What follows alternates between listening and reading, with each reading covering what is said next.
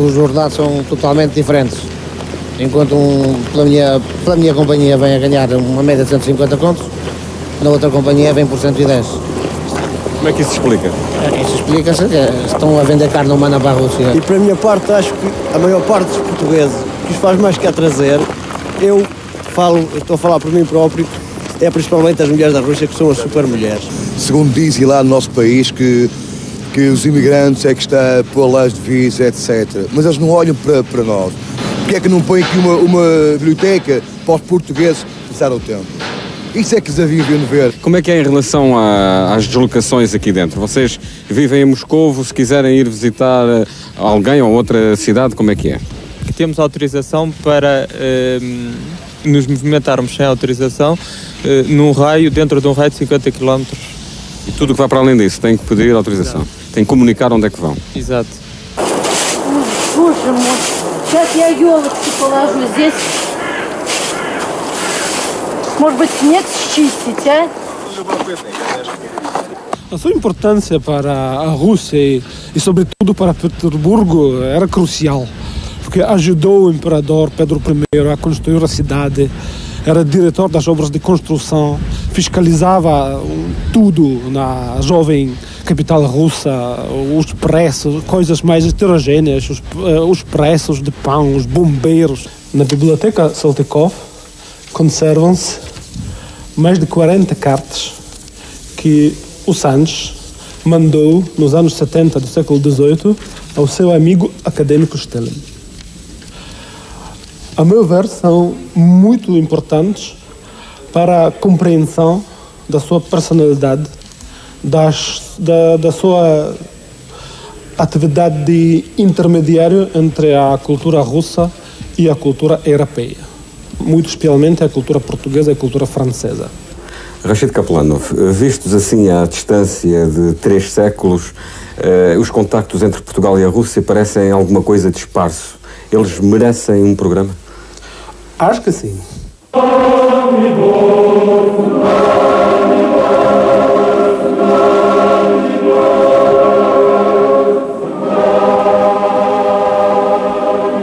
Integrados em missões de fé, ou aventureiros à força projetados para as rotas do acaso pela intolerância pátria, os portugueses que a Rússia atraiu vão quase todos ser colocados à prova dilacerante do mais profundo contraste de sentimentos que está no próprio âmago da alma eslava.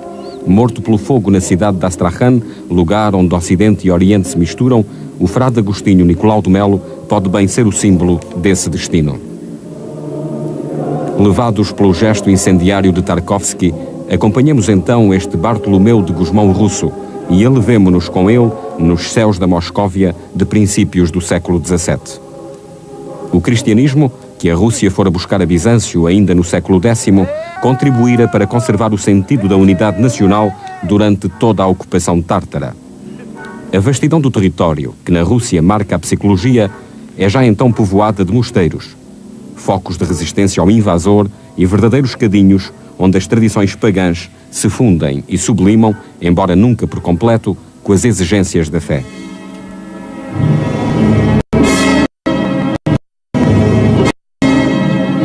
A arte que aí se desenvolve, partindo do modelo bizantino, cuja visão estática é, entretanto, assumir um sentido religioso e messiânico. Expressão máxima da gestação, uma obra do século XV vai ficar como paradigma. A Santíssima Trindade de Andrei Rublev.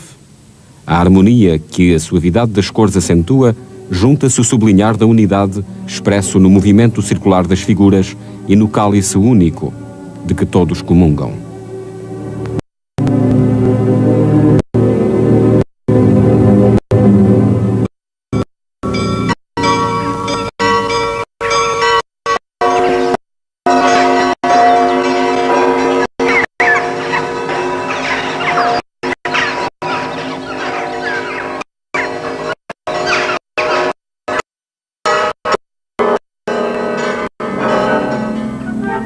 No começo do século XVII, o projeto que Rublev anunciara é já em parte realidade por via da unificação política finalmente conseguida. Mas, ao balão do sonho entrevisto, falta ainda na Rússia da altura a ciência necessária para um livre planar. Por isso, ele irá ser de novo inexoravelmente chamado às realidades do presente, em que avulta a violência política, por vezes com foros de demência. Ivão o Terrível, que mata o próprio filho, é a expressão mais concentrada dessa violência. Superada a desunião dos principados que permitiram o domínio tártaro, o Kremlin institucionaliza um poder autocrático, centralizado, esmagando pelo terror qualquer veleidade de autonomia. A Igreja Ortodoxa Russa vai ser também ela vítima desse projeto. As reformas que dignitários seus ao serviço do poder introduzem levantam, entretanto, vastos protestos. Estes abrangem todos os estratos sociais e provocam um cisma que se prolonga até aos nossos dias. Ivão o Terrível morre deixando em herança uma Rússia exausta pelas guerras, o terror e as divisões. Acresce um clima de instabilidade que põe em causa a própria continuidade da dinastia, sobre cujo futuro se projeta a sombra do homicídio. Lugar santo nunca está vazio, dizem os russos, e de facto, perante um sucessor de Ivan literalmente idiota, o poder passa desde logo a ser exercido no Kremlin por um membro da alta nobreza, um boiardo de nome Godunov, que acabará na viragem do século por ser coroado czar. Enérgico e empreendedor, ele vai proporcionar à Rússia um período de relativa estabilidade que lhe permite levar a cabo algumas reformas. Uma delas terá repercussões durante séculos, a institucionalização da servidão da gleba.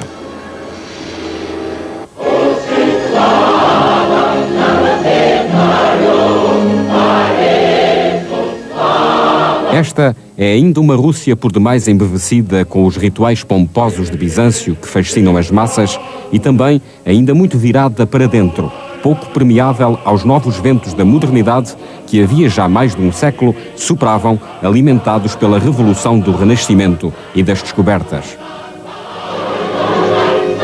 Outra diferença crucial com o Ocidente, a situação da Igreja, aqui muito mais submissa ao poder temporal que, aliás, se arroga o direito de chefiar toda a hierarquia eclesiástica. Vencidas as dissensões da corte quanto à sua legitimidade, domesticadas as intrigas, Godunov impõe-se como a solução prática para um país que precisa de se fortalecer a fim de poder recuperar territórios e aproximar-se das saídas para o mar.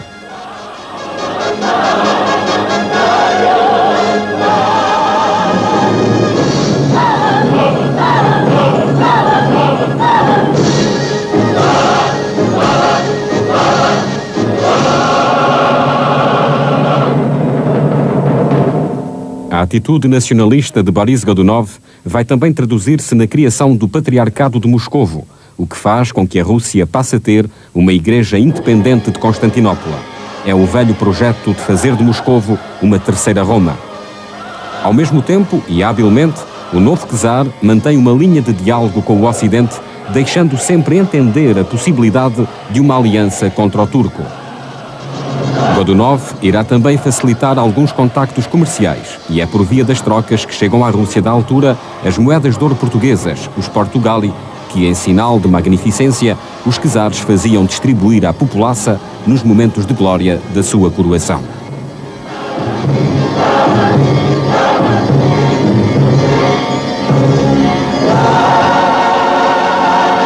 É neste contexto que chegam à Rússia os primeiros portugueses. Moscovo era então um dos pontos de passagem para quem vinha da ou se dirigia à Pérsia. Neste edifício foram recebidos os primeiros diplomatas portugueses na Rússia. Mas vieram não como representantes de Portugal, mas como representantes do Vaticano. Faziam parte de uma embaixada que foi mandada pelo Vaticano, pela Santa Sé, ao Shah do Irão. E foram recebidos pelo rei russo de então, Boris Godunov, de maneira muito benévola. É o que depois escreveram aos seus superiores. Eram dois. Um leigo, que se chamava Diogo Henriques Miranda, e um religioso, que se chamava Francisco Costa. A escolha de 2 portugueses para núncios do Papa junto das cortes persa e russa não foi casual. Os religiosos do nosso país, sobretudo agostinhos, eram os que melhor conheciam a região. Que melhores intérpretes, portanto, para corporizar o sonho da Europa Católica de trazer a Moscóvia à aliança contra o turco.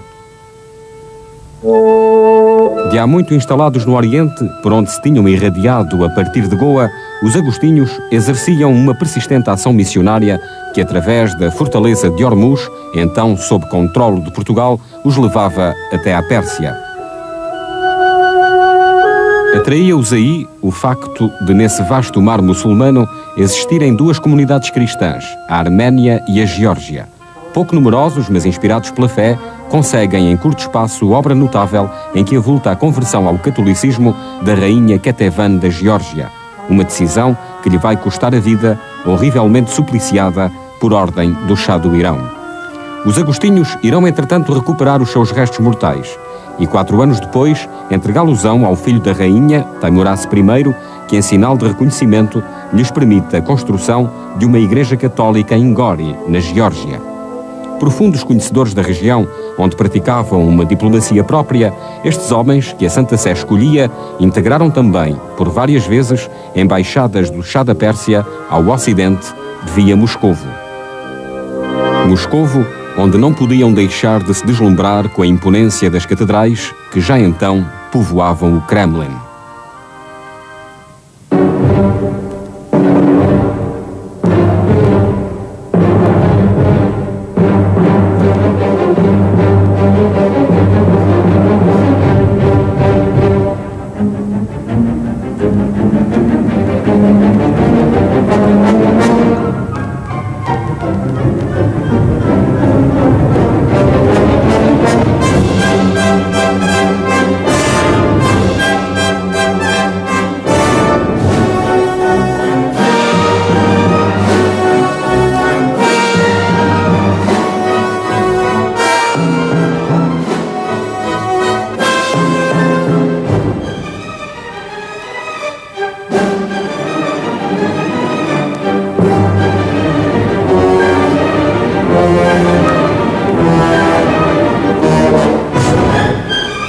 Esta imponência é, entretanto, na ortodoxia, apenas preparação emotiva para um contacto mais direto com o divino.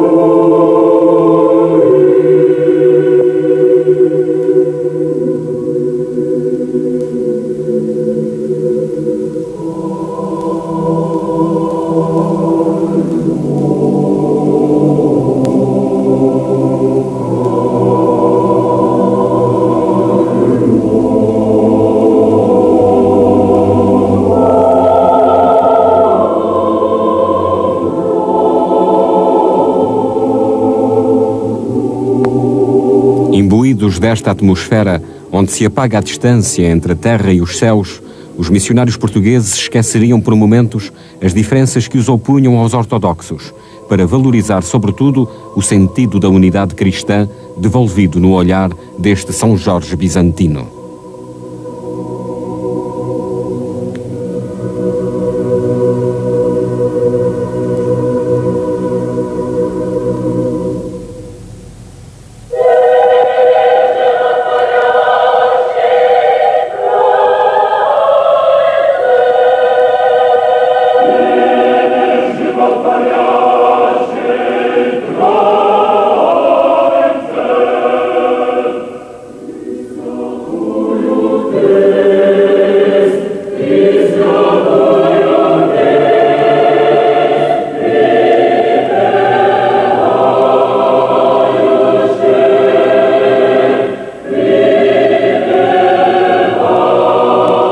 Inspirados pelo apelo inscrito nestes olhos, ganhariam por certo novo ânimo para concretizar a missão que os levara até à Moscóvia.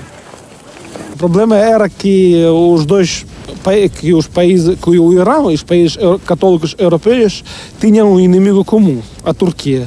É por isso que trocavam embaixadas e as duas partes tentaram também convidar a Rússia para aderir a esta aliança. Daí talvez também a presença de portugueses nessas delegações. Claro, porque Portugal Habsbúrgico tinha um papel bastante importante no jogo internacional. Mas ao serviço direto da Santa Sé rumo ao Irão, ou como representantes do Shah em direção ao Ocidente, esta era apenas uma das vias de penetração de religiosos católicos na Moscóvia do século XVII. Uma outra verificava-se ao Ocidente, sobretudo via Polónia e Grão-Ducado da Lituânia, onde as forças católicas, e nomeadamente os jesuítas, tinham forte implantação. Vilnius, capital do Grão-Ducado, com inúmeras igrejas católicas, desde cedo a recortarem o seu perfil, é a expressão eloquente dessa influência que se tornou, aliás, parte da própria consciência nacional. Junto ao rio Vilna, os lituanos, pagãos sob influência germânica, criaram um grão-ducado que, aliado à Polónia, irá, durante longo período, disputar pela guerra aos russos a pertença de vastos territórios, em parte habitados por povos eslavos de profissão ortodoxa.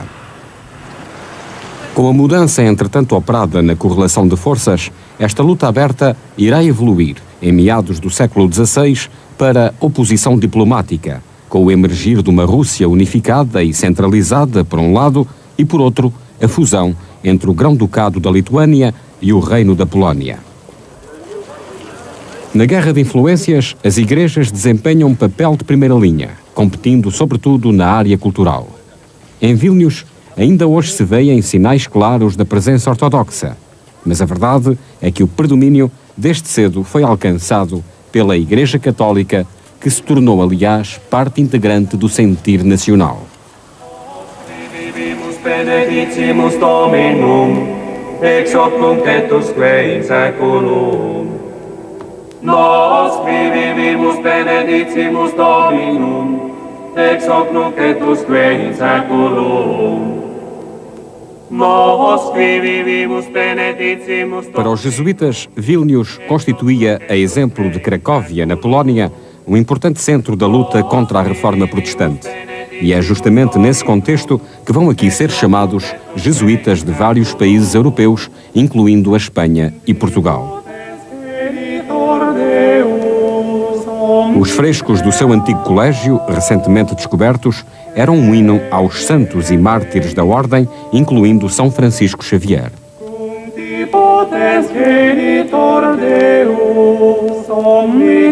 De Portugal, por estas paragens, passara também esse grande humanista do Renascimento que foi Damião de Góis. Mas a presença portuguesa vai sobretudo traduzir-se na ação que desenvolverá na Universidade de Vilnius o jesuíta Manuel da Veiga. Fundada em 1579, a universidade culmina a ação pedagógica dos jesuítas na sua cruzada contra a reforma e passará a constituir um importante centro de cultura em toda a região.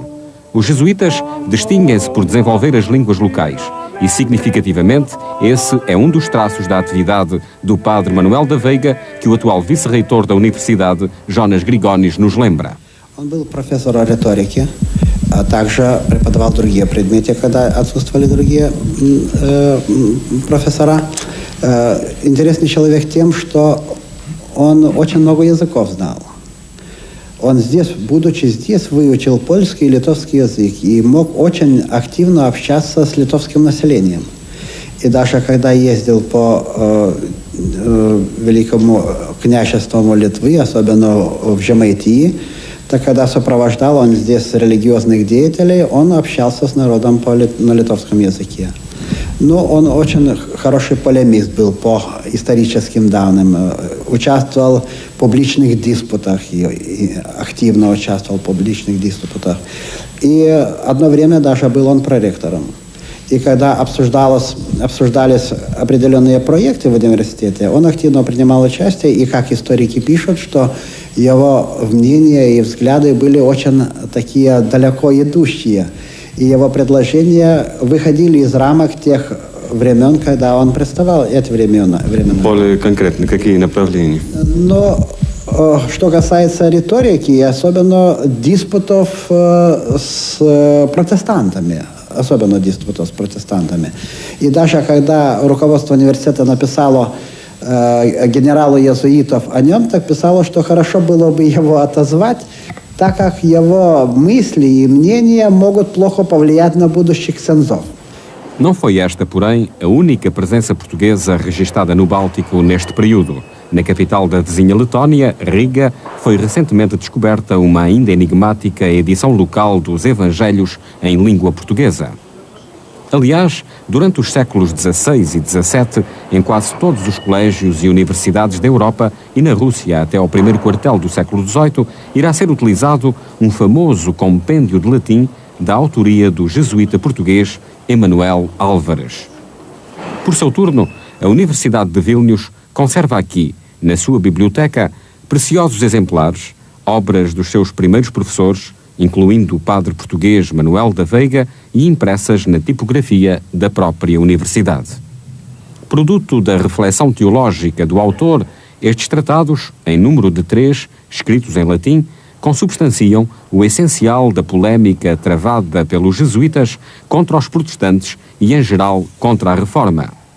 Embora a sua existência seja de há muito conhecida, não temos notícia de que algum trabalho de investigação lhes tenha sido até agora especialmente dedicado, pelo que aí permanecem como desafio ao interesse dos nossos historiadores e, em particular, claro, dos latinistas.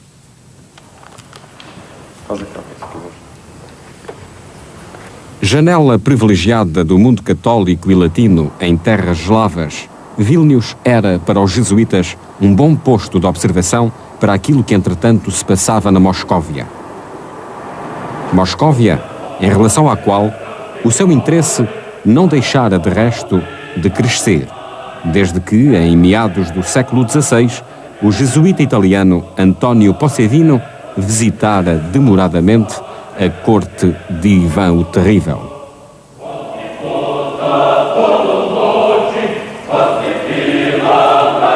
Uma das brochuras que sobre essa experiência russa Possevino escreveu foi, aliás, publicada em Lisboa, em 1604, e era certamente do conhecimento dos portugueses que, aproximadamente na mesma altura, visitaram o Kremlin.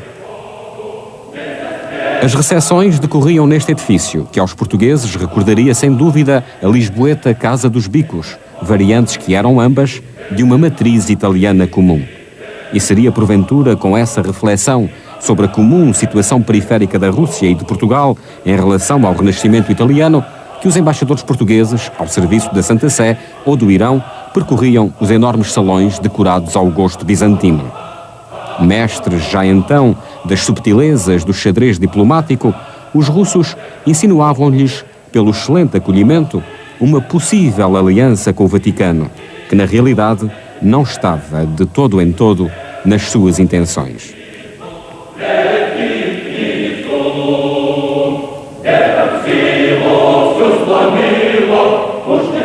Prova dessa desconfiança ancestral na Rússia em relação aos ocidentais, o tratamento bem diferente que iria dar a um outro português, Nicolau de Melo, o mesmo czar Boris Godunov.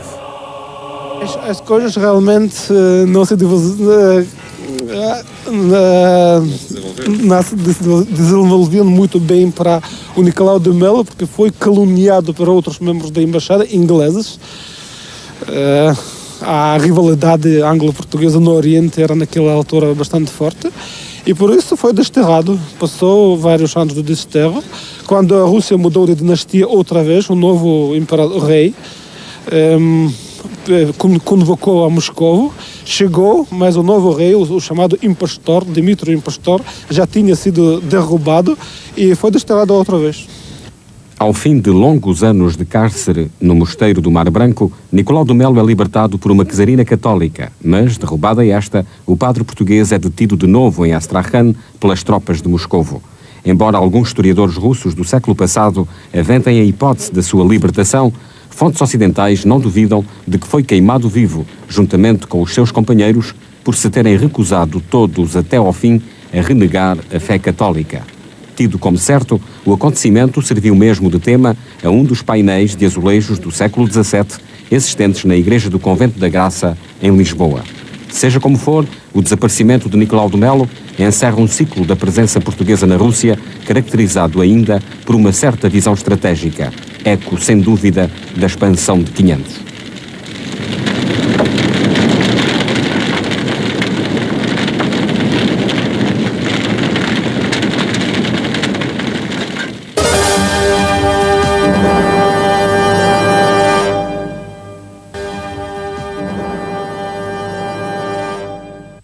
Emergindo da aparente letargia e do relativo isolamento, quebrando o gelo da inércia, a Rússia vai, no início do século XVIII, fazer um esforço titânico para se aproximar do Ocidente. Pedro o Grande, que derrota os suecos em Poltava e espanta a Europa, é o rosto e a vontade desse sobressalto de gigante da alma russa.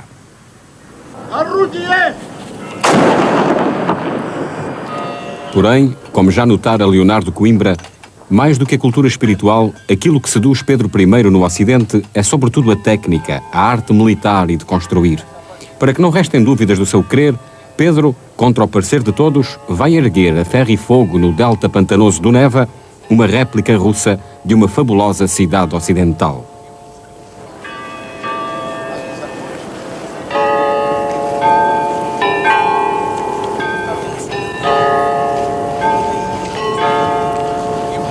Pedro tem a ansiedade do mar, de uma saída da imensa terra russa para o amplo oceano das navegações e do comércio. O local não é escolhido por acaso. Às portas da Suécia, constitui literalmente uma ponte para a civilização europeia. E nas suas linhas simétricas, no seu traçado reto, nas suas cores claras, a nova cidade traduz o desejo de luz, num ostensivo virar de costas à sombria Moscóvia.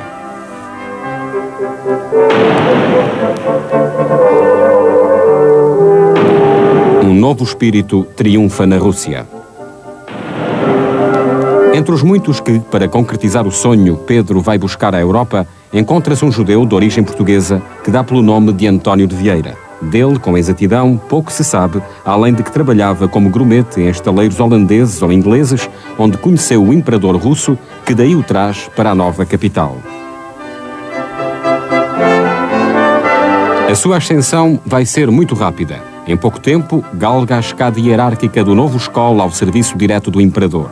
Vieira torna-se colaborador direto do homem mais poderoso da corte, o príncipe Menshikov, primeiro governador de Petersburgo.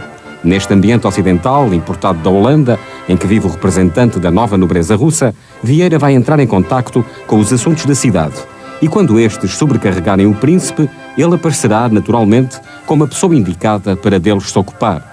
É assim que, em 1718, Vieira é nomeado intendente-geral da polícia, o primeiro da cidade, na qual deixará as marcas do seu gênio de organizador.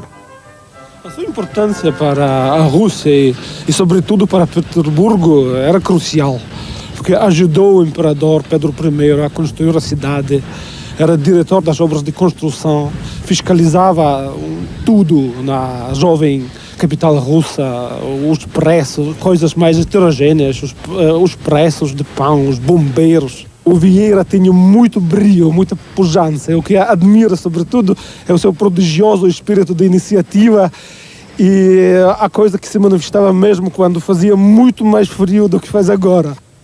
O cargo de que Vieira estava investido ultrapassava em muito as competências de uma normal chefatura da polícia, mas os métodos, esses, eram os mais tradicionais e constituem o lado sombrio da sua história. O simples pronunciar do nome de Vieira fazia estremecer os habitantes da cidade. A velha prática russa do knut, chicote, era uma constante. Para Vieira, a execução precisa das ordens do imperador, custasse o que custasse, era lema de conduta, como já fora o segredo da sua rápida ascensão.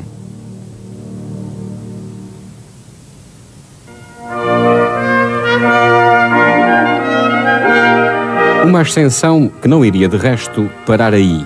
Homem da confiança direta de Pedro I, Vieira, pese embora a ascendência humilde e a condição de estrangeiro, ao mesmo tempo que consolida a sua posição entre a nova nobreza, embrenha-se progressivamente nas maquinações dos vários grupos palacianos, lançando desde logo o olhar para mais alto.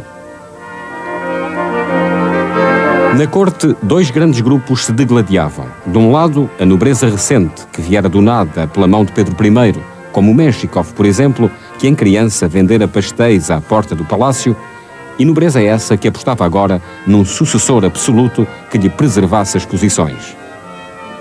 Do outro, a velha aristocracia, ciosa dos seus pergaminhos, despeitada e sonhando com o imperador dócil ao serviço de uma oligarquia. Neste contexto, Vieira manobra e decide-se por um casamento aparentemente de conveniência com a irmã do poderoso Menshikov, união a que este se opõe ferozmente, mas que se concretiza por vontade expressa de Pedro I. Vieira está agora definitivamente instalado na corte. É feito conde e, mais tarde, receberá inclusive a mais alta patente da hierarquia militar russa. Nessa mesma altura, na corte de Petersburgo, encontrava-se um outro judeu de extração portuguesa. Viera também ele, com mulher e filhos, pela mão de Pedro I, que o encontrara no porto de Hamburgo, onde era corretor. Aproveitando a sua vivacidade e certa cultura, o imperador fez dele gracioso da corte, um elemento mais a juntar ao culto do exótico tão próprio da época. Dava pelo nome de João Cristiano Simard da Costa Cortiços. E os seus ditos perdurariam durante muito tempo na memória da cidade, alimentando o imaginário russo sobre Portugal, juntamente com desenhos populares da época que davam forma àquilo que se pensava ser os estranhos habitantes que fôramos encontrar nas longínquas Áfricas e nas distantes Índias.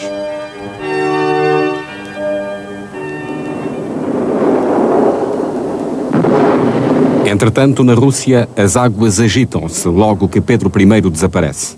Pode dizer-se que com a morte do imperador muda a sorte do país, perdido o rumo antes tão claramente definido. Com o seu desaparecimento, gira também, noutro sentido, a roda da fortuna de muitos daqueles que o haviam acompanhado na aventura de mudar os destinos da Rússia. De um dia para o outro, Vieira, que se atravessa nos ambiciosos planos do cunhado, perde tudo o que conquistara e vai conhecer o duro exílio da Sibéria. Por ironia, pouco depois, o próprio Menshikov tem a mesma sorte, ou pior ainda, já que, ao contrário de Vieira, não viverá o suficiente para conhecer a alegria do retorno. O Vieira tinha muito brio, muita pujança. O que admira, sobretudo, é o seu prodigioso espírito de iniciativa e a coisa que se manifestava mesmo quando fazia muito mais frio do que faz agora, lá na Sibéria Oriental.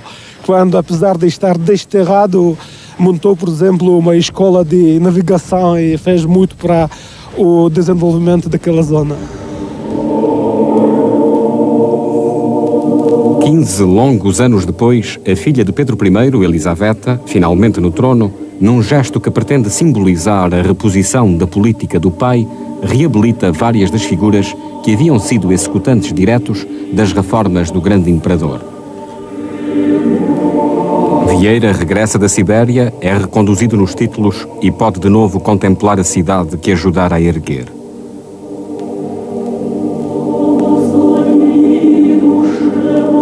Do almirantado à academia, passando por toda a linha da Marginal e naturalmente também pela fortaleza de Pedro e Paulo, que tantos acontecimentos trágicos lhe evocariam e cujos planos porventura ainda manuseara e que entretanto agora se tornara já símbolo da própria cidade. Vieira pouco tempo gozou, porém, das honrarias restituídas. 2 anos e meio após o regresso, morre em Petersburgo. Neste cemitério, que data da fundação da cidade, perdeu-se, por entre as tumbas da aristocracia russa do século XVIII, o túmulo de Vieira. Provavelmente também o de João da Costa, varridos que foram pela desolação do esquecimento.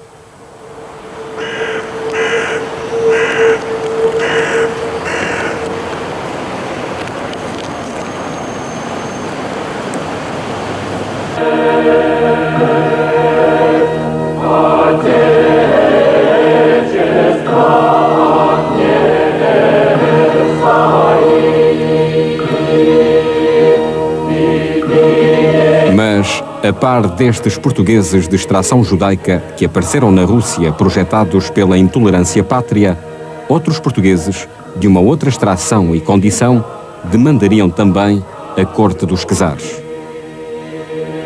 Dois deles, representantes, cada um a seu modo, de Dom João V o Magnífico, e que quase coincidiam nessa presença na Moscóvia.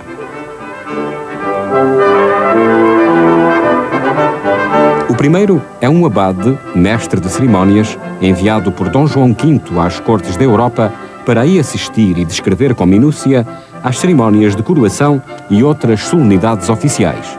À Rússia, e mais concretamente a Moscovo, Tomás da Silva de Avelar chegará a tempo de assistir à coroação de Catarina I. Decorria então o ano da graça de 1724.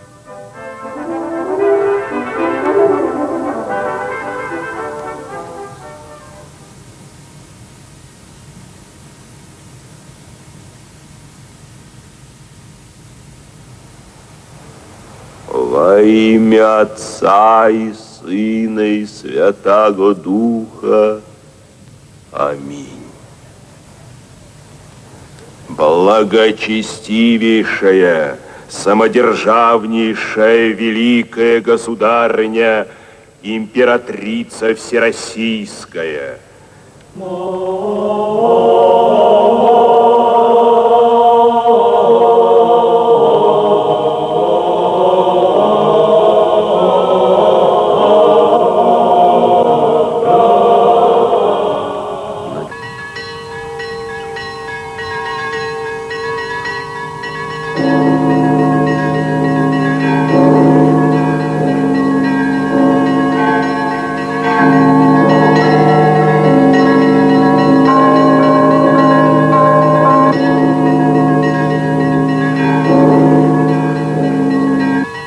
Nas cartas que mandou da Rússia, Avelar fala de António de Vieira e João da Costa, que chegou a conhecer. Por outro lado, ao mesmo tempo que se regozija com as 1000 cortesias recebidas do czar e dos seus ministros, não deixa de revelar grande cautela nas notícias que envia. E explicou mais tarde assim os motivos dessa atitude, que consistiriam nisto. Nas grandes suspeitas e finezas maliciosas daquelas gentes com a qual é necessário viver com os passos delicados e os olhos muito abertos.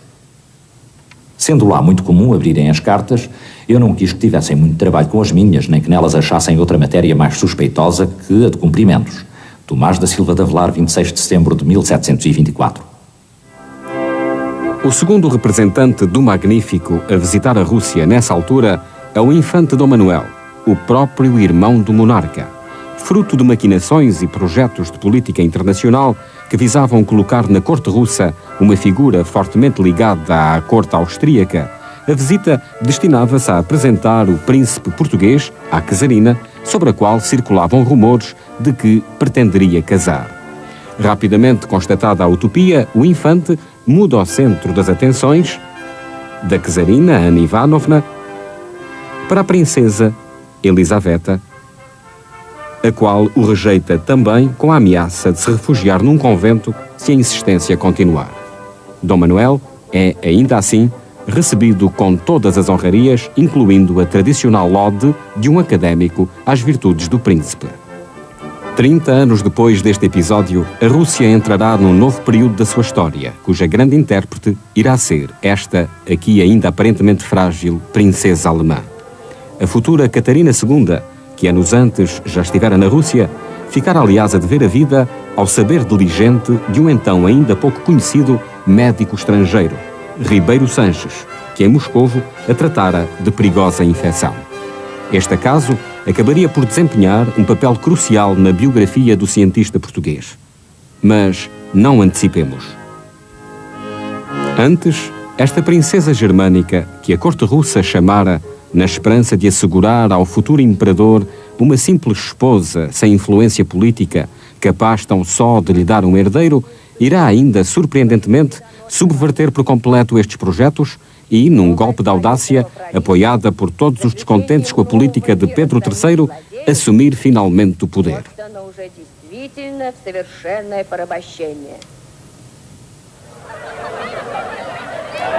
Com ela, e assente a princípio na força das baionetas da Guarda, será instaurado na Rússia, por longo período, o despotismo iluminado.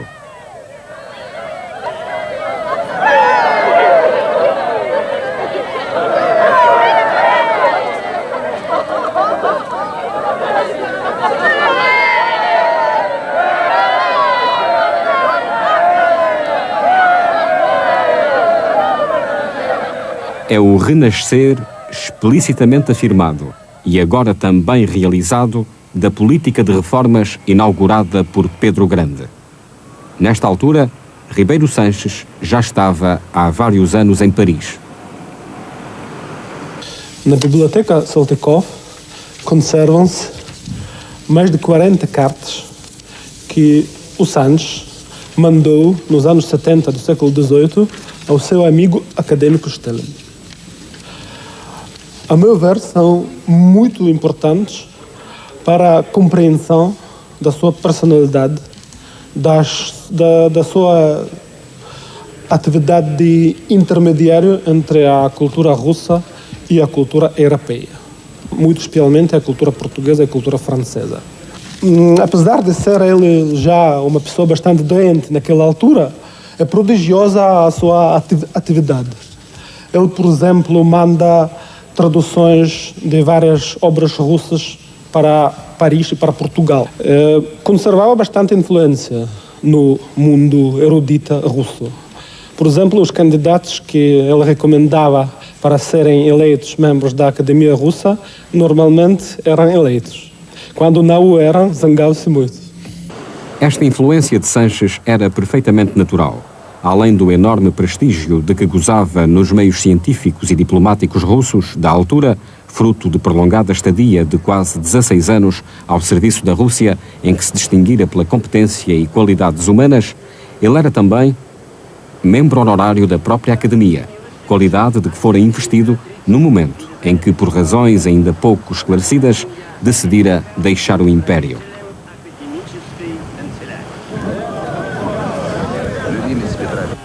O primeiro intercâmbio epistolar e de publicações científicas entre a Academia das Ciências de São Petersburgo e a Academia Portuguesa da História fica justamente a dever-se à iniciativa de Sanches.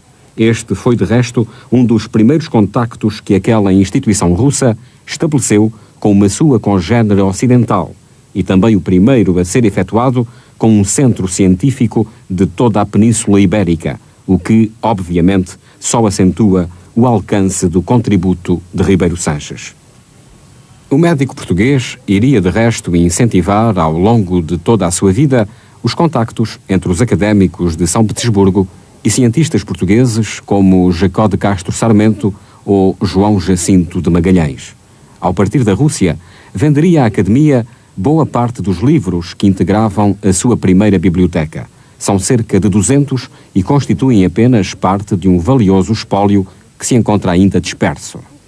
В архиве Академии наук есть подлинные письма Санчеса, есть опись его библиотеки, которая недавно была расшифрована сотрудником отдела истории книги Хатеевым и опубликована в трудах их отдела. Я как раз хотел спросить об этом, то есть кроме интереса, который это представляет само по себе, что эти книги здесь лежат, исторические ценности, они пользуются какой-то интерес со стороны историков, их проконсультировать, то есть живые книги. Книгами этими пользуются до настоящего времени. И, кроме того, Павел Иванович Хатеев в своей будущей монографии будет специально писать о библиотеке Санчеса. Desses livros, que certamente irá merecer destaque e que esta colaboradora da Academia aqui nos mostra, é um tratado de medicina da autoria do famoso médico holandês Boerhaave, de quem Sanches fora discípulo e que o recomendara para servir na Rússia. Um serviço que vai começar na qualidade de médico do exército, chegando depois a participar nas campanhas contra a Turquia. Essa experiência aguça a sua curiosidade científica, leva-o a interessar-se por aspectos da medicina popular russa, entre os quais os banhos de vapor. Sobre eles escreverá o primeiro tratado científico e de divulgação. Vejamos, nas palavras de hoje, aquilo que Sanches já nos disse no século XVIII. Here, first of all, we fire the stove. We fire it with very dry wood. It's better if the wood is pine too, because it makes the smell of the pine forest stronger here. And when the stones above the stove became red hot, we take some water, which is here, and pour it out on this stove and raise the temperature above 100 centigrades. And when it is very hot inside, we take these two birch twigs and work with them over the body of your friend who lies down on this high bench. And with these birch twigs, we collect the whole heat which is here inside over the body of your friend, and then drive it into his body. So, and this heat which we drive inside his body makes pretty good message for his muscles, nerves, joints and bones.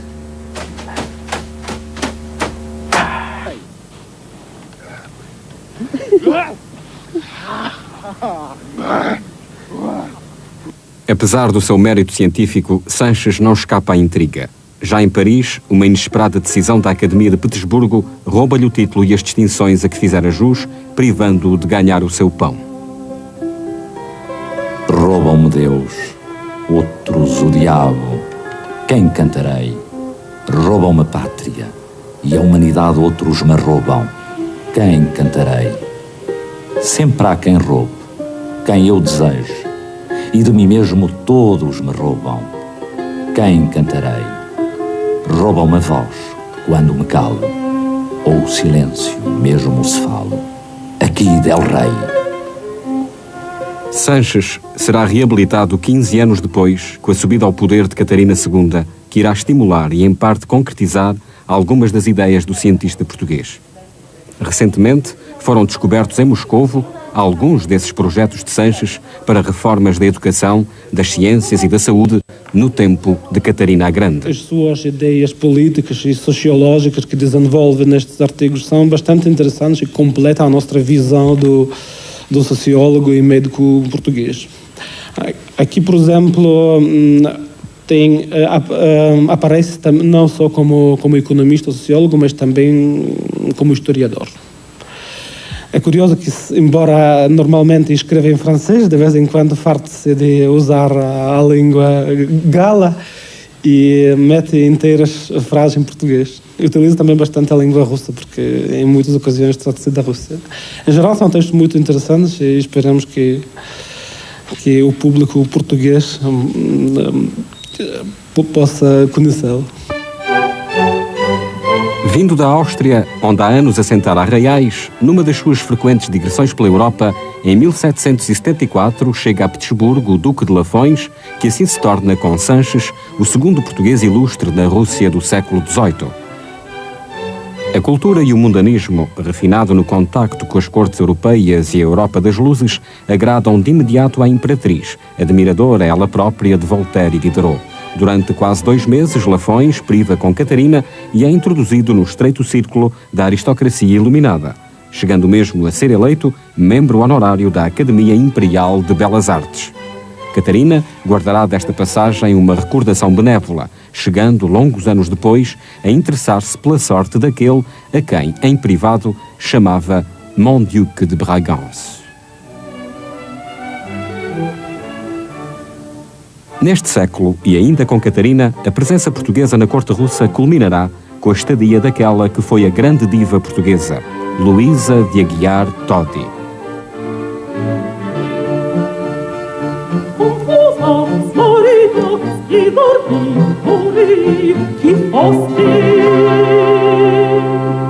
Todi repete aqui o êxito que tivera em toda a Europa. e ao longo dos 3 anos de permanência privará também ela com a imperatriz. Desentendimentos posteriores com o empresário que a contratara e a falta de apoio desta vez por parte da soberana levam Todi a abandonar a Rússia. Mas as relações com Portugal estavam decididamente sob a égide de Catarina a Grande. Será ainda com ela, em 1780, ao cabo de quase meio século de contactos e sondagens, que Portugal e a Rússia estabelecerão relações diplomáticas. Menos de uma década depois, com Catarina II e Maria I em Portugal, será assinado o primeiro tratado de comércio entre os dois países. Esta maior aproximação não irá, porém, fazer decrescer o fascínio quase mítico que a Rússia continuará a exercer sobre o Ocidente. E os portugueses que dela se irão aproximar nos séculos seguintes continuarão a ser confrontados com esse desafio do fogo e do gelo.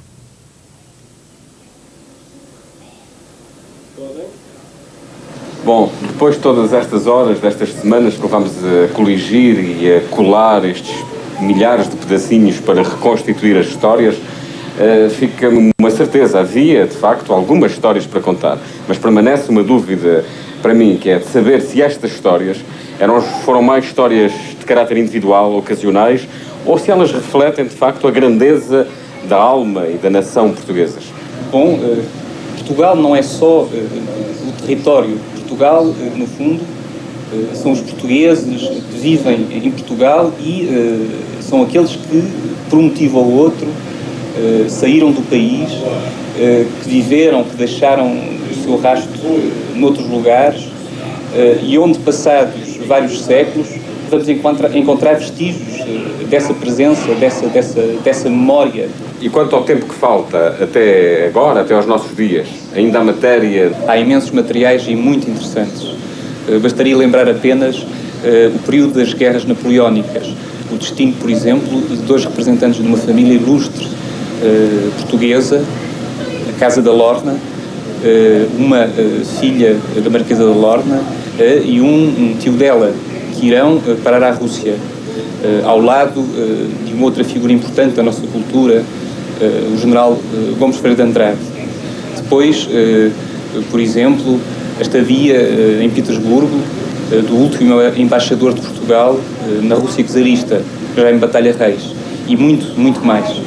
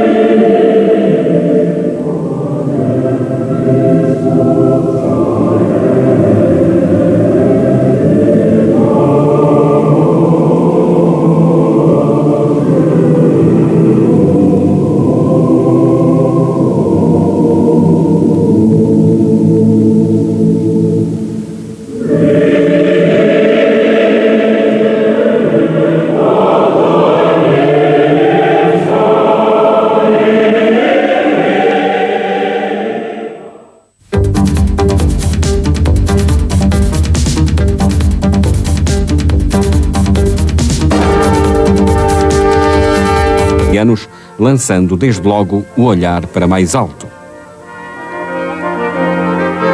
Na corte, dois grandes grupos se degladiavam. De um lado, a nobreza recente, que viera do nada pela mão de Pedro I, como Menshikov, por exemplo, que em criança vendera pastéis à porta do palácio, e nobreza essa que apostava agora num sucessor absoluto que lhe preservasse as posições. Do outro, a velha aristocracia, ciosa dos seus pergaminhos, despeitada e sonhando com um imperador dócil ao serviço de uma oligarquia. Neste contexto, Vieira manobra e decide-se por um casamento aparentemente de conveniência com a irmã do poderoso Menshikov, união a que este se opõe ferozmente, mas que se concretiza por vontade expressa de Pedro I. Vieira está agora definitivamente instalado na corte. É feito conde e, mais tarde, receberá inclusive a mais alta patente da hierarquia militar russa. Nessa mesma altura, na corte de Petersburgo, encontrava-se um outro judeu de extração portuguesa. Viera também ele, com mulher e filhos, pela mão de Pedro I, que o encontrara no porto de Hamburgo, onde era corretor. Aproveitando a sua vivacidade e certa cultura, o imperador fez dele gracioso da corte, um elemento mais a juntar ao culto do exótico tão próprio da época. Dava pelo nome de João Cristiano Simard da Costa Cortiços. E os seus ditos perdurariam durante muito tempo na memória da cidade, alimentando o imaginário russo sobre Portugal, juntamente com desenhos populares da época que davam forma àquilo que se pensava ser os estranhos habitantes que fôramos encontrar nas longínquas Áfricas e nas distantes Índias.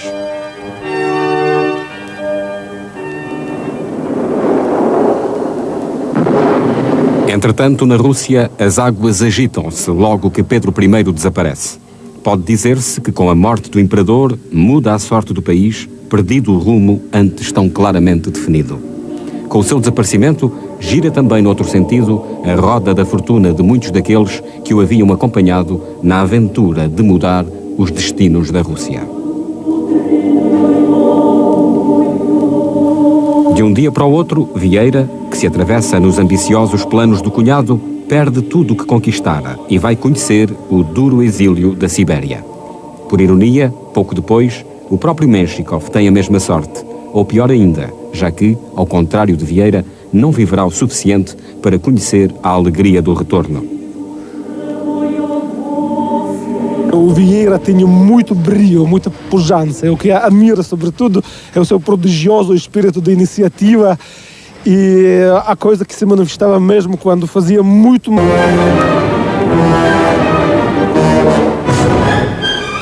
Esta imponência é, entretanto, na ortodoxia, apenas preparação emotiva para um contacto mais direto com o divino.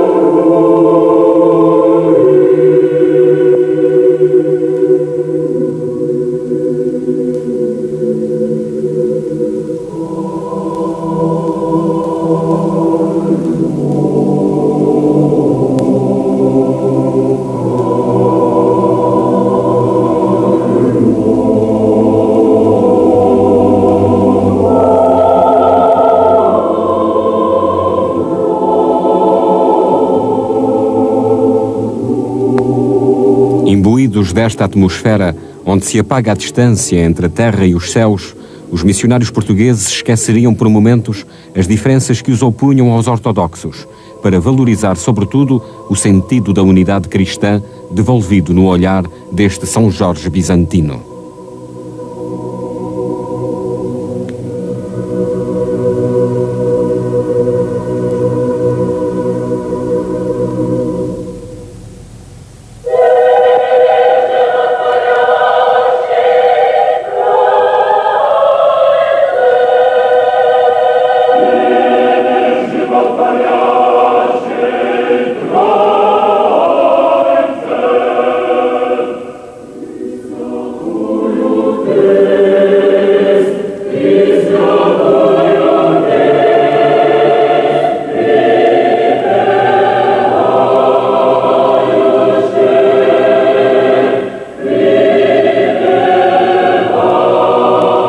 Inspirados pelo apelo inscrito nestes olhos, ganhariam por certo novo ânimo para concretizar a missão que os levara até a Moscóvia.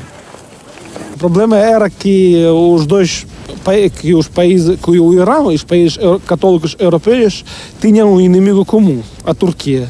É por isso que trocavam embaixadas e as duas partes tentaram também convidar a Rússia para aderir a esta aliança. Daí talvez também a presença de portugueses nessas delegações. Claro, porque Portugal Habsbúrgico tinha um papel bastante importante no jogo internacional. Mas ao serviço direto da Santa Sé rumo ao Irão, ou como representante... Vindo da Áustria, onde há anos assentara Arraiais, numa das suas frequentes digressões pela Europa, em 1774 chega a Petersburgo o Duque de Lafões, que assim se torna, com Sanches, o segundo português ilustre na Rússia do século XVIII.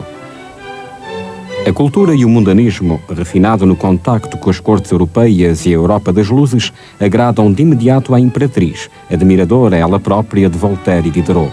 Durante quase 2 meses, Lafões priva com Catarina e é introduzido no estreito círculo da aristocracia iluminada, chegando mesmo a ser eleito membro honorário da Academia Imperial de Belas Artes.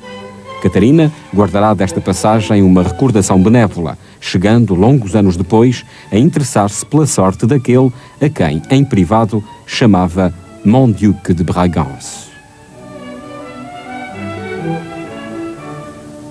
Neste século, e ainda com Catarina, a presença portuguesa na corte russa culminará com a estadia daquela que foi a grande diva portuguesa, Luísa de Aguiar Todi.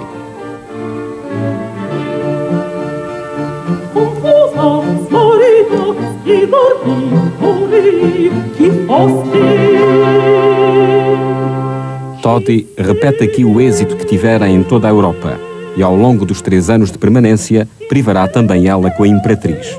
Desentendimentos posteriores com o empresário que a contratara e a falta de apoio desta vez por parte da soberana levam Todi a abandonar a Rússia. Mas as relações com Portugal estavam decididamente sob a égide de Catarina a Grande. Será ainda com ela, em 1780, ao cabo de quase meio século de contactos e sondagens, que Portugal e a Rússia estabelecerão relações diplomáticas. Menos de uma década depois, com Catarina II e Maria I em Portugal, será assinado o primeiro tratado de comércio entre os dois países. Esta maior aproximação não irá, porém, fazer decrescer o fascínio quase mítico que a Rússia continuará a exercer sobre o Ocidente. E os portugueses que dela se irão aproximar nos séculos seguintes continuarão a ser confrontados com esse desafio do fogo e do gelo.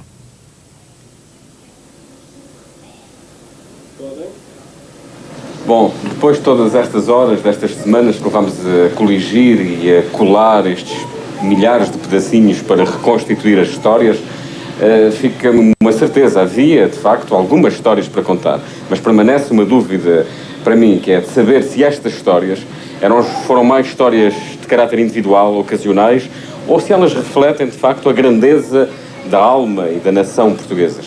Bom, Portugal não é só o território. Portugal, no fundo... A política do pai reabilita várias das figuras que haviam sido executantes diretos das reformas do grande imperador. Vieira regressa da Sibéria, é reconduzido nos títulos e pode de novo contemplar a cidade que ajudara a erguer.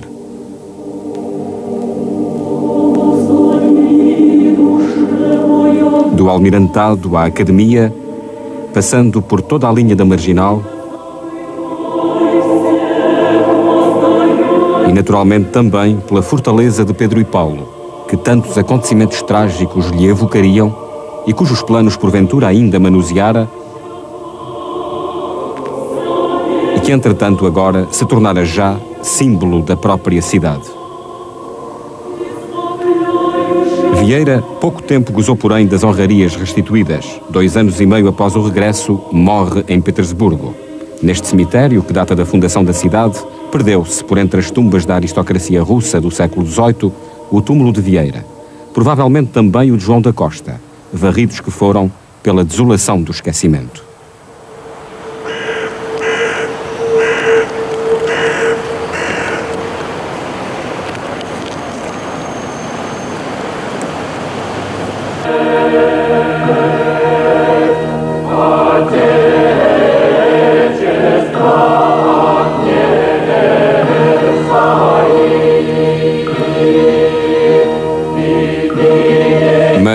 A par destes portugueses de extração judaica que apareceram na Rússia projetados pela intolerância pátria, outros portugueses de uma outra extração e condição, demandariam também a corte dos czares. Dois deles, representantes, cada um a seu modo, de Dom João V o Magnífico, e que quase coincidiam nessa presença na Moscóvia.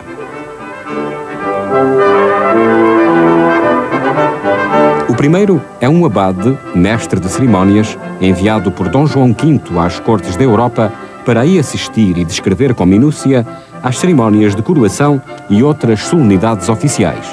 À Rússia, e mais concretamente a Moscovo, Tomás da Silva de Avelar chegará a tempo de assistir à coroação de Catarina I.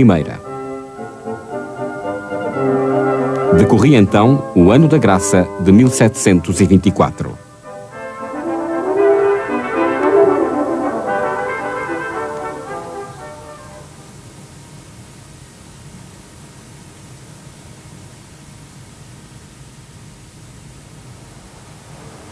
Во имя Отца и Сына и Святаго Духа. Аминь. Pela minha companhia vem a ganhar uma média de 150 contos, na outra companhia vem por 110. Como é que isso se explica? Isso explica-se, estão a vender carne humana para a Rússia. E para a minha parte, acho que a maior parte dos portugueses que os faz mais que a trazer, estou a falar por mim próprio, é principalmente as mulheres da Rússia, que são as super mulheres.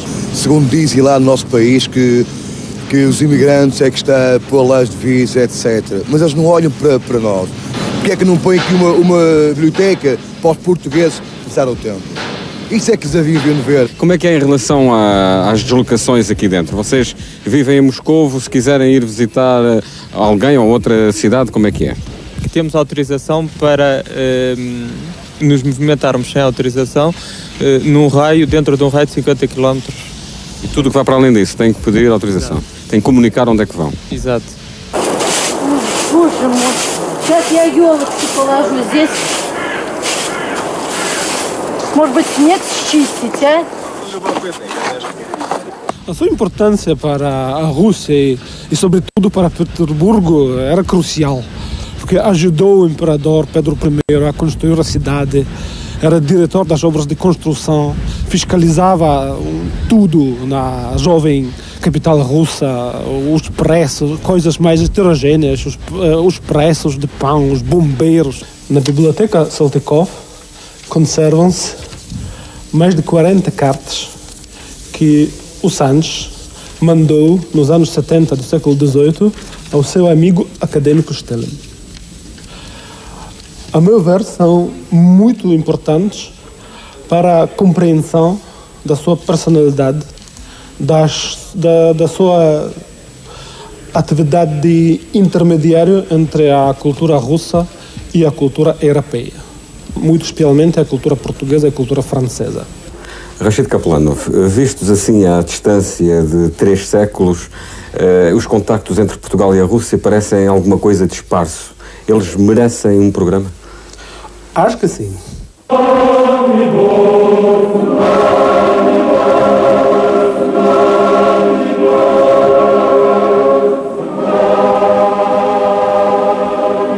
Integrados em missões de fé ou aventureiros à força projetados para as rotas do acaso pela intolerância pátria, os portugueses que a Rússia atraiu vão quase todos ser colocados à prova dilacerante do mais profundo contraste de sentimentos que está no próprio âmago da alma eslava. Morto pelo fogo na cidade de Astrakhan, lugar onde Ocidente e Oriente se misturam, o frade Agostinho Nicolau de Melo pode bem ser o símbolo desse destino. Levados pelo gesto incendiário de Tarkovsky, acompanhamos então este Bartolomeu. Portuguesa e cultura francesa. Apesar de ser ele já uma pessoa bastante doente naquela altura, é prodigiosa a sua atividade. Ele, por exemplo, manda traduções de várias obras russas para Paris e para Portugal. Conservava bastante influência no mundo erudita russo. Por exemplo, os candidatos que ele recomendava para serem eleitos membros da Academia Russa, normalmente eram eleitos. Quando não o eram, zangava-se muito. Esta influência de Sanches era perfeitamente natural.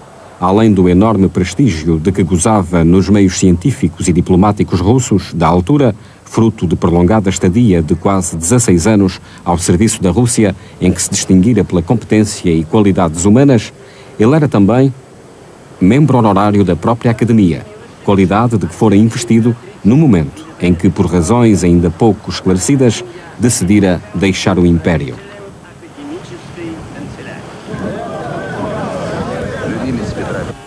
O primeiro intercâmbio epistolar e de publicações científicas entre a Academia das Ciências de São Petersburgo e a Academia Portuguesa da História fica justamente a dever-se à iniciativa de Sanches. Este foi, de resto, um dos primeiros contactos que aquela instituição russa estabeleceu com uma sua congénere ocidental e também o primeiro a ser efetuado com um centro científico de toda a Península Ibérica, o que, obviamente, só acentua o alcance do contributo de Ribeiro Sanches. O médico português iria, de resto, incentivar, ao longo de toda a sua vida, os contactos entre os académicos de São Petersburgo e cientistas portugueses como Jacó de Castro Sarmento ou João Jacinto de Magalhães. Ao partir da Rússia, venderia à Academia boa parte dos livros que integravam a sua primeira biblioteca. São cerca de 200 e constituem apenas parte de um valioso espólio que se encontra ainda disperso.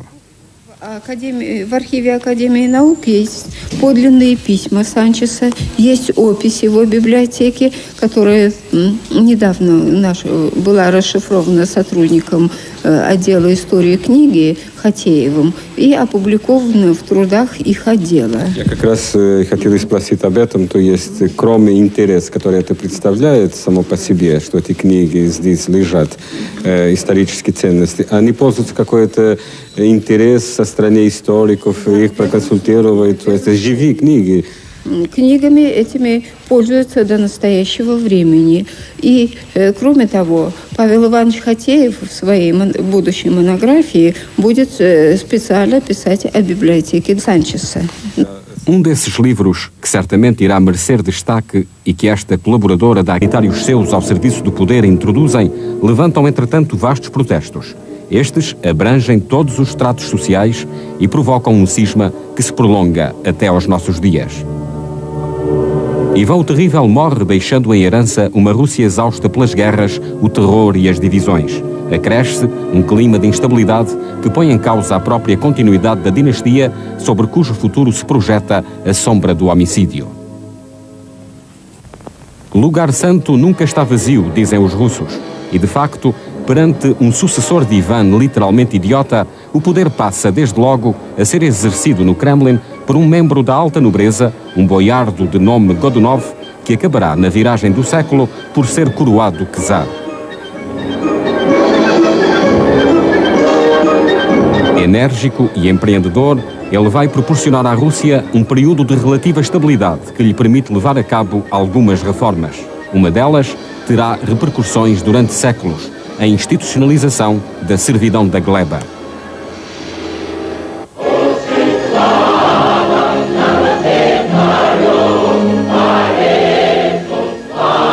Esta é ainda uma Rússia por demais embevecida com os rituais pomposos de Bizâncio que fascinam as massas e também ainda muito virada para dentro, pouco permeável aos novos ventos da modernidade que havia já mais de um século sopravam, alimentados pela revolução do Renascimento e das descobertas. Outra diferença crucial com o Ocidente, a situação da Igreja, aqui muito mais submissa ao poder temporal que, aliás, se arroga o direito de chefiar toda a hierarquia eclesiástica. Vencidas as dissensões da corte quanto à sua legitimidade, domesticadas as intrigas, Godunov impõe-se como a solução prática para um país que precisa de se fortalecer a fim de poder recuperar territórios e aproximar-se das saídas para o mar.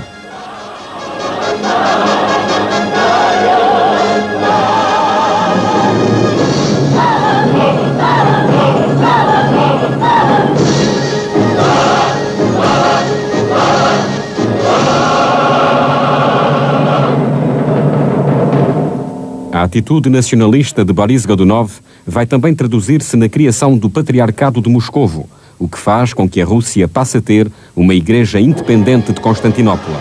É o velho projeto de fazer de Moscovo uma terceira Roma.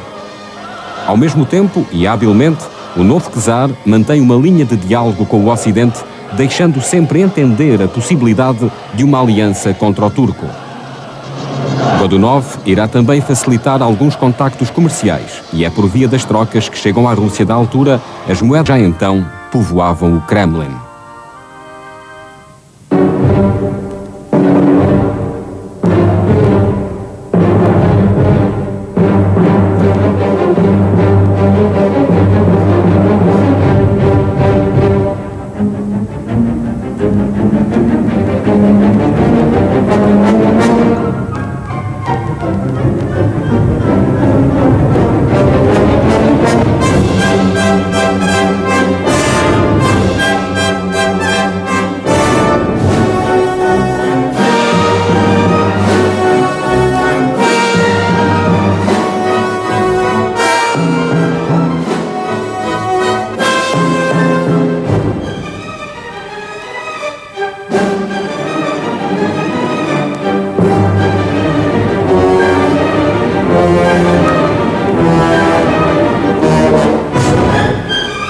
Esta imponência é, entretanto, na ortodoxia, apenas preparação emotiva para um contacto mais direto com o divino.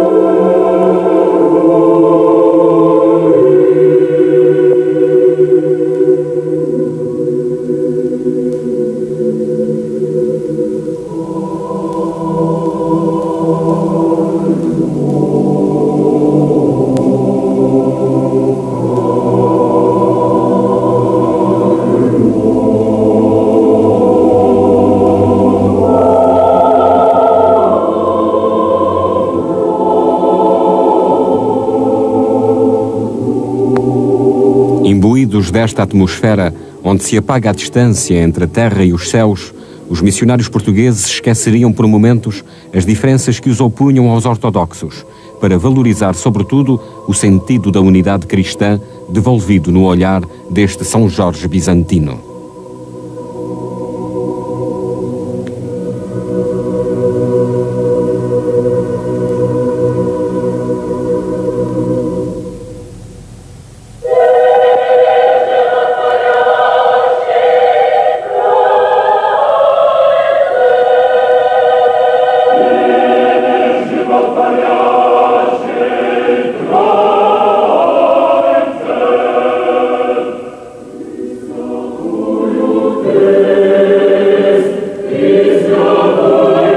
Cidade, era diretor das obras de construção, fiscalizava tudo na jovem capital russa, os preços, coisas mais heterogêneas, os preços de pão, os bombeiros. O Vieira tinha muito brilho, muita pujança. O que admira, sobretudo, é o seu prodigioso espírito de iniciativa e a coisa que se manifestava mesmo quando fazia muito mais frio do que faz agora.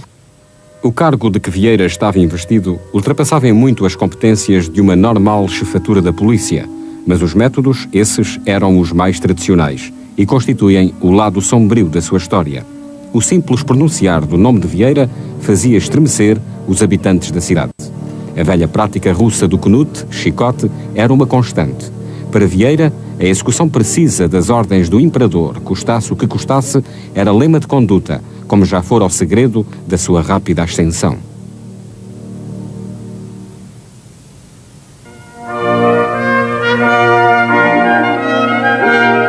Uma ascensão que não iria de resto parar aí. Homem da confiança direta de Pedro I, Vieira, pese embora a ascendência humilde e a condição de estrangeiro, ao mesmo tempo que consolida a sua posição entre a nova nobreza, embrenha-se progressivamente nas maquinações dos vários grupos palacianos, lançando desde logo o olhar para mais alto. Na corte, dois grandes grupos se degladiavam. De um lado, a nobreza recente, que viera do nada pela mão de Pedro I, como Menshikov, por exemplo, que em criança vendera pastéis à porta do palácio, e nobreza essa que apostava agora num sucessor absoluto que lhe preservasse as posições. Do outro, a velha aristocracia, ciosa dos seus pergaminhos, despeitada e sonhando com o imperador dócil ao serviço de uma oligarquia. Neste contexto, Vieira manobra e decide-se por um casamento aparentemente de conveniência com a irmã do poderoso Menshikov, união a que este se opõe ferozmente, mas que se concretiza por vontade expressa de Pedro I. Vieira está agora definitivamente instalado na corte. É feito conde e, mais tarde, receberá inclusive a mais alta patente da hierarquia militar russa. Nessa mesma altura, na corte de Petersburgo, encontrava-se um outro judeu de extração portuguesa. Viera também ele, com mulher e filhos, pela mão de Pedro I, que o encontrara no porto de Hamburgo, onde era corretor. Aproveitando a sua vivacidade e certa cultura, o imperador fez dele gracioso da corte, um elemento mais a juntar ao culto do exótico tão próprio da época. Dava pelo nome de João Cristiano Simard da Costa Cortiços. E os seus ditos perdurariam durante muito tempo na memória. Que o Sanches mandou, nos anos 70 do século XVIII, ao seu amigo acadêmico Stalin. A meu ver, são muito importantes para a compreensão da sua personalidade, da sua atividade de intermediário entre a cultura russa e a cultura europeia, muito especialmente a cultura portuguesa e a cultura francesa. Rachid Kaplanov, vistos assim à distância de 3 séculos, os contactos entre Portugal e a Rússia parecem alguma coisa de esparso. Eles merecem um programa? Acho que sim.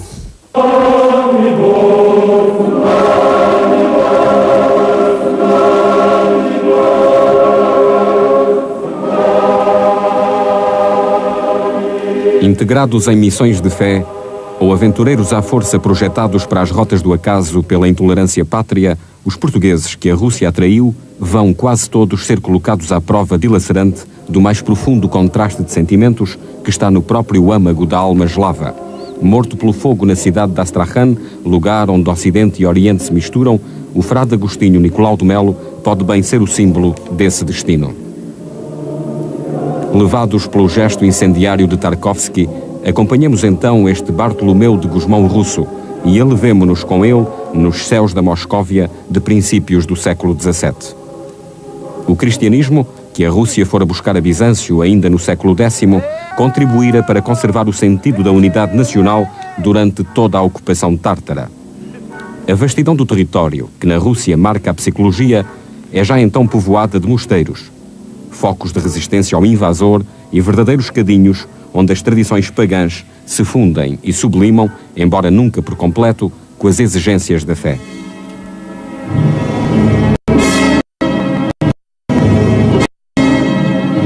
A arte que aí se desenvolve, partindo do modelo bizantino, cuja visão estática é, entretanto, assumida pela um sentido religioso e messiânico. Expressão máxima da gestação, uma obra do século XV vai ficar como paradigma. A Santíssima Trindade de Andrei Rublev. A harmonia que a suavidade das cores acentua junta-se o sublinhar da unidade expresso no movimento circular das figuras e no cálice único de que todos comungam.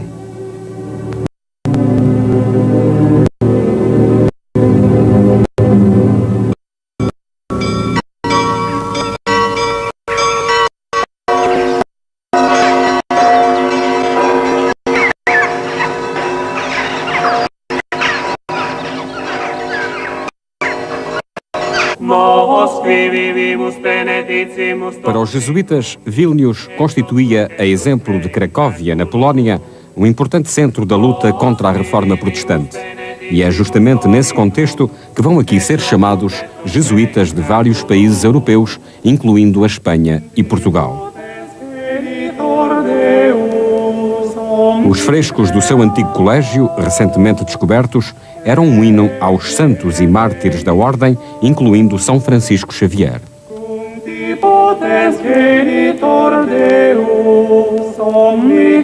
De Portugal, por estas paragens, passara também esse grande humanista do Renascimento que foi Damião de Góis. Mas a presença portuguesa vai sobretudo traduzir-se na ação que desenvolverá na Universidade de Vílnius o jesuíta Manuel da Veiga.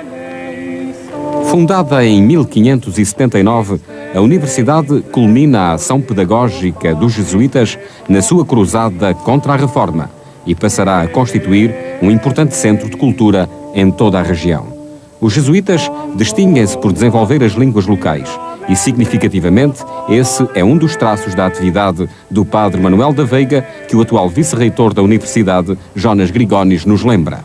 Он был профессором риторики, а также преподавал другие предметы, когда отсутствовали другие профессора. Интересный человек тем, что он очень много языков знал. Он здесь, будучи здесь, выучил польский и литовский язык и мог очень активно общаться с литовским населением. И даже когда ездил по Великому княжеству Литвы, особенно в Жемайтии, так когда сопровождал он здесь религиозных деятелей, он общался с народом на литовском языке. Но он очень хороший полемист был по историческим данным, участвовал в публичных диспутах, и активно участвовал в публичных диспутах. И одно время даже был он проректором. И когда обсуждались определенные проекты в университете, он активно принимал участие, и как историки пишут, что его мнения и взгляды были очень такие далеко идущие. И его предложения выходили из рамок тех времен, когда он представлял эти времена. Более конкретно, какие направления? Но что касается риторики, особенно диспутов с протестантами,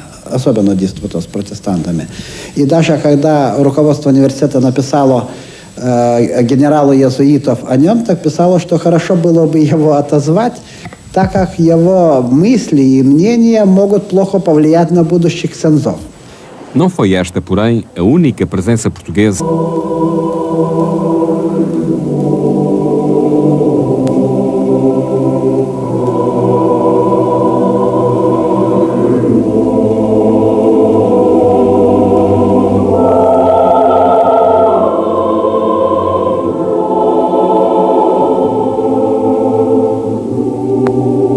imbuídos desta atmosfera onde se apaga a distância entre a terra e os céus, os missionários portugueses esqueceriam por momentos as diferenças que os opunham aos ortodoxos, para valorizar, sobretudo, o sentido da unidade cristã devolvido no olhar deste São Jorge bizantino.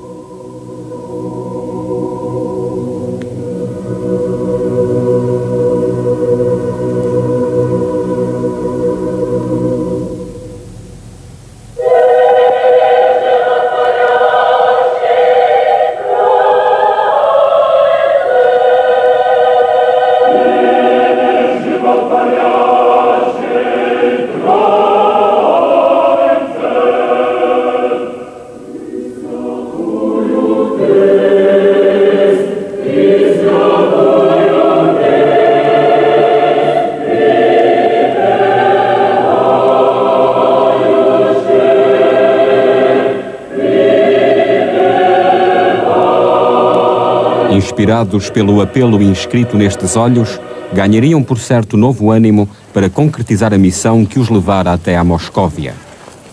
O problema era que os países, que o Irão e os países católicos europeus tinham um inimigo comum, a Turquia. É por isso que trocavam embaixadas e as duas partes tentaram também convidar a Rússia para aderir a esta aliança.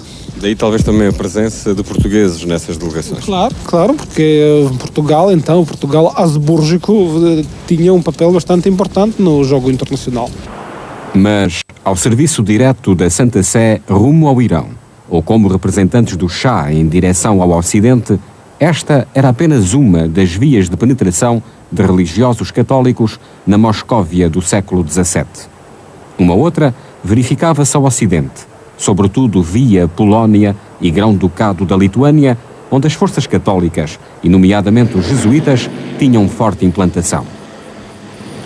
Vílnius, capital do Grão-Ducado, com inúmeras igrejas católicas, desde cedo a recortarem o seu perfil, é expressão eloquente dessa influência que se tornou, aliás, parte da própria consciência nacional. Junto ao rio Vilna, os lituanos, pagãos sob influência germânica, criaram um grão-ducado que, aliado à Polónia, irá, durante